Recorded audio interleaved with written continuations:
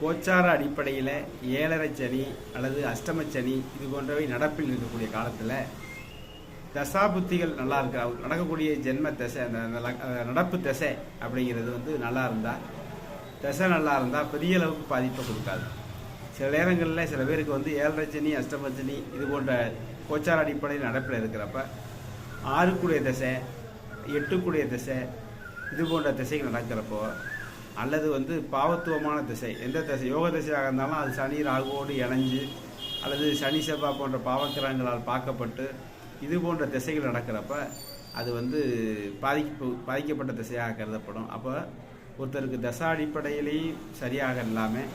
கோச்சார அடிப்படையிலையும் ஏழரை அஷ்டம சனி அதுலேயும் சில குடும்பங்களில் வீடுகளில் எல்லோரும் 2-3 பிள்ளைங்களுக்கு